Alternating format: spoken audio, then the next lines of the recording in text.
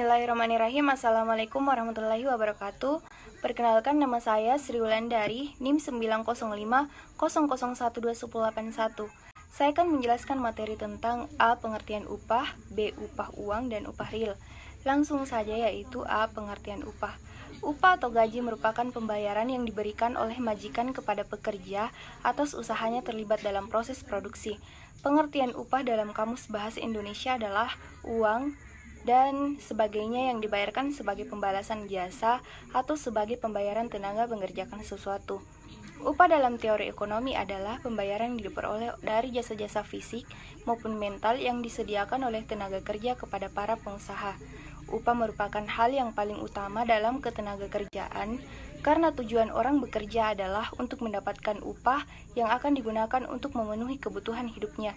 Jika nilai upah yang ditawarkan oleh sesuatu perusahaan tersebut dinilai tidak mencukupi untuk memenuhi kebutuhan hidup pekerja, maka pekerja tersebut akan menolak pekerjaan yang ditawarkan. Pemberian upah yang adil dan setimpal akan memicu motivasi kerja yang tinggi sehingga kinerja para buruh atau pekerja menjadi lebih baik dan tentunya pengaruh terhadap pendapatan perusahaan. Pemberian upah berguna untuk meningkatkan output dan efisien. Kita haruslah menyadari akan sebagai kesulitan yang timbul dari sistem pengupahan intensif. B. Upah uang dan upah real. Upah dibedakan menjadi dua, yaitu upah uang dan upah real. Upah uang atau upah nominal adalah jumlah uang yang diterima pekerja dari pengusaha sebagai pembayaran atas tenaga dan mental para pekerja dalam proses produksi. Banyak perusahaan menggunakan metode ini untuk membayar majikan mereka.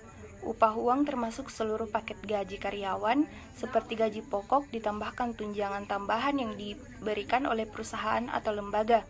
Upah uang tidak mempertimbangkan daya beli dan karyawan menerima jumlah yang dijanjikan kepadanya ketika ia dipekerjakan. Menaikkan upah uang juga semata-mata tergantung pada karyawan daripada kondisi ekonomi negara atau daya beli karyawan dasar. Upah real adalah tingkat upah pekerja yang diukur dari sudut kemampuan upah tersebut dalam membeli barang dan jasa yang dibutuhkan untuk memenuhi kebutuhan para pekerja. Upah real secara tidak langsung mempengaruhi upah uang, karena ketika upah real naik, mereka dapat memaksa karyawan untuk menuntut upah uang yang lebih tinggi. Upah uang mungkin atau mungkin tidak mempengaruhi upah real, tetapi upah uang yang lebih tinggi dapat meningkatkan biaya hidup yang secara tidak langsung dapat mempengaruhi upah real. Ini tergantung pada situasi negara.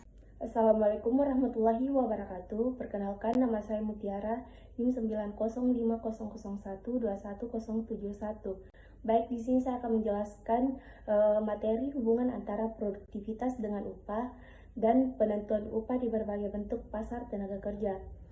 Hubungan antara produktivitas dengan upah. Produktivitas adalah kemampuan memperoleh manfaat yang sebesar-besarnya dari sarana dan prasarana dengan menghasilkan keluaran yang optimal. Dalam suatu perusahaan, produktivitas tidak hanya masalah bagaimana karyawan harus bekerja keras saja, tetapi yang penting bekerja sama dengan manajemen dan pimpinan yang luas. Sedangkan upah adalah imbalan atau balas jasa yang diterima pekerja dari pengusaha atau pemberi pekerjaan, yang ditetapkan dan dibayarkan menurut suatu perjanjian kerja. Penentuan upah di berbagai bentuk pasar tenaga kerja, yaitu penentuan upah di berbagai bentuk pasar tenaga kerja, seperti juga dengan pasar barang. Pasar tenaga kerja dapat dibedakan dalam berbagai jenis. Adapun bentuk-bentuk pasar tenaga kerja yang terpenting adalah yang pertama, pasar tenaga kerja yang bersifat persaingan sempurna. Yang kedua, pasar tenaga kerja monopsoni, yang artinya hanya terdapat satu pembeli di pasar sedangkan penjual jumlahnya banyak. Yang ketiga, pasar tenaga kerja monopoli di pihak pekerja. Yang keempat, pasar monopoli di kedua belah pihak, yaitu pengusaha dan pekerja. Sekian dari saya. Wassalamualaikum warahmatullahi wabarakatuh. Assalamualaikum warahmatullahi wabarakatuh. Perkenalkan, nama saya Muhammad Gifari, NIM 90500121087. Baik, saya akan menjelaskan faktor-faktor yang menimbulkan perbedaan upah. Yang pertama, permintaan dan penawaran tenaga kerja.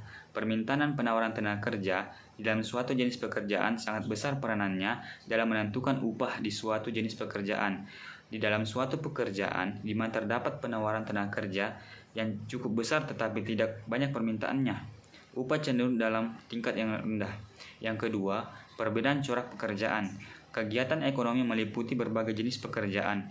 Ada di antara pekerjaan tersebut merupakan pekerjaan yang rendah dan juga mudah dikerjakan.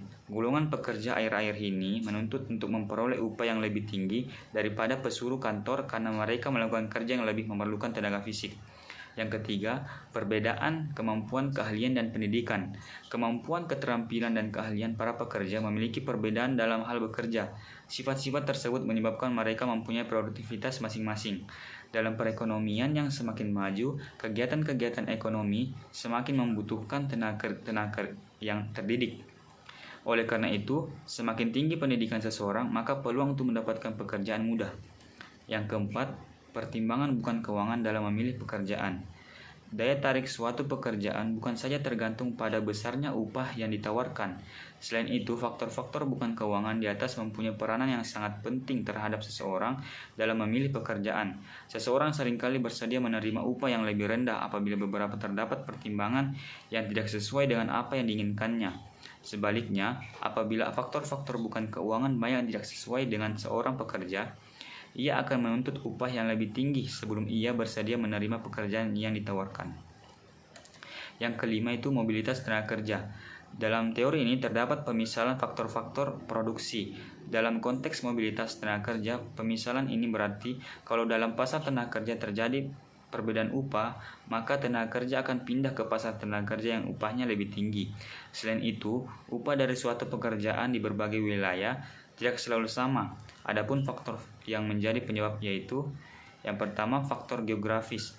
Ada kalanya di tempat-tempat tertentu terdapat masalah kekurangan buruh walaupun tingkat upahnya lebih tinggi, sedangkan di tempat lain terdapat pengangguran dan tingkat upah yang relatif rendah. Dalam keadaan seperti ini adalah wajar apabila para pengangguran tersebut berpindah tempat yang lebih banyak lowongan pekerjaan yang lebih menjamin. Yang kedua, faktor-faktor institusional. Di pekerjaan-pekerjaan tertentu terdapat organisasi-organisasi yang profesional yang berusaha membatasi masuknya tenaga-tenaga kerja baru dengan tujuan untuk menjamin supaya pendapatan mereka tetap berada pada tingkat yang tinggi. Mungkin itu saja. Sekian, Assalamualaikum warahmatullahi wabarakatuh.